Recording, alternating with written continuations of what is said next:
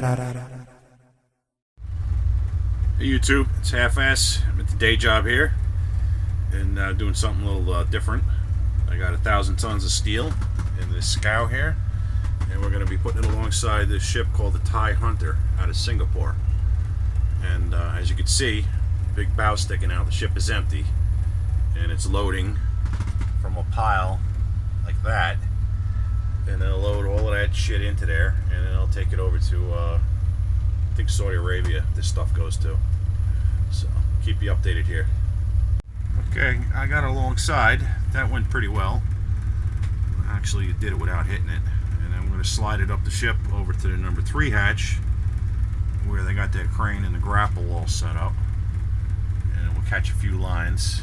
Actually use 4 really long lines on this to hold this thing here all day. And then as soon as we leave, they'll start unloading it. Alright, we got 1 line up. Actually, it was easier than we thought. It's working out well. The longshoremen up there are very cooperative today. They want this load bad. So they're treating my guys well out there. Usually it's a big argument. So I got this 1 line holding me in. I'm going to put the 2nd line up, and then I'll work this barge flat. Put 2 on the stern, and then we're out of here. Alright, 2nd line up. See, there's 2 over there. I have the boat in gear. You hear it rumbling over there. And then what I'm doing is hard right rudder, working it in here.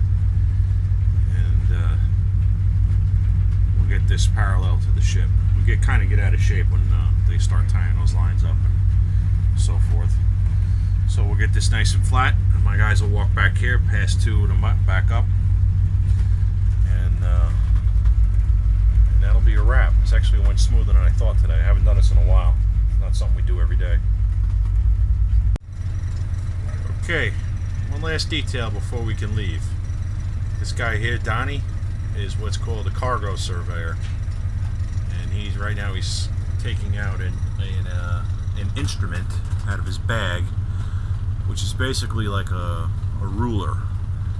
And it's got a floating bob on the end that he drops in the water. And what he's going to do is he's going to measure the freeboard of the barge, which means how much barge is sticking up out of the water. And he's going to measure all 4 corners. And that allows them, with a bunch of math calculations and buoyancy and so forth, to know how much cargo is on the barge as far as weight. And then at the end, he's going to measure it again, and they'll take the difference between when we showed up and when we left. Kind of like a truck rolling over a scale, but we do it by this measuring tape thing that he's got. See if I can get a shot when he gets over to this corner. Let me show you how he does it. I got the bow of the tug in the way, but I think you get the idea. Drops it over the side, and then he measures how much barge is between the water and where that yellow part is. It's called the freeboard. And you see he's got this special bob on the end, and that's because they have to take into account the amount of salt that's in the water.